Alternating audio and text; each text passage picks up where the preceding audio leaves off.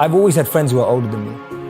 And I could see a lot of them in the most successful careers, successful jobs, beautiful partners, whatever it was. But I saw a sense of lack of fulfillment, meaning and purpose in their lives.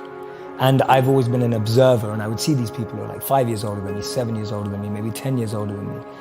And I'd be watching them and go, is that the life I want? And often the advice I give to people today is fast forward where you are, look at yourself in 10, 15, 20 years time and ask yourself the question, is that where I want to be? If you're in a company, look at the person who's 20 years ahead of you and ask yourself, is that where I want to be? If you're in a startup, look at where other startups have got to in similar roles and go, is that where I want to be? And if the answer is no, then you need to find a new path. And for me, the answer at that time from observing was no. The path that my parents or society or the university I went to or the community I had that was carving out for me, it didn't feel like the path for me. So I was almost seeking an alternative or a new path. See, we live in echo chambers. We're just surrounded by the same thinking. How often do you bump into a monk? You know, it just doesn't happen. No one has a dinner party and goes, oh yeah, we just invited the monk, from town, like the local monk. Like no one ever does that. And so we meet people who are just like us most of the time.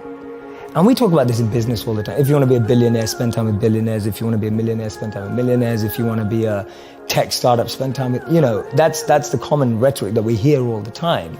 But what if you want to find purpose and master the mind? There's no one better than a monk who's mastered the mind. So for me, the first step is just opening yourself up to new experiences and new role models.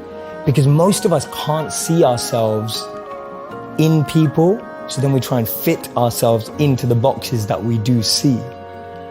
And I mean, there's this beautiful quote that I've been saying it everywhere, and I wish I wrote it, but I didn't. So it's by a philosopher and writer named Cooley. And he said that today, I'm not what I think I am. I'm not what you think I am. I am what I think you think I am. And just let that blow your mind for a moment. It's so powerful. I'm not what I think I am. I'm not what you think I am.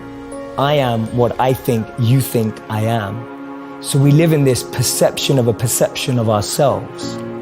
Hence, my identity is made by what my parents think I should be. My identity is made up by what my college or university thinks I should achieve. While you're living in that bubble and that echo chamber, getting to what you really want to do is impossible because maybe that just doesn't fit. And I think so many people feel that way today, that they don't fit into the current education system. They don't fit with the 3 or 4 or 5 careers that you're taught exist. So that process of self-excavation and actualization first requires being exposed. You can't be what you can't see. If I never saw a monk, I would never have wanted to be a monk. If I never meet a billionaire, I wouldn't want to be one because I wouldn't know what that feels like. I don't know what it looks like. I don't know what it takes. And I think that's the biggest challenge of our society, that we're not exposed.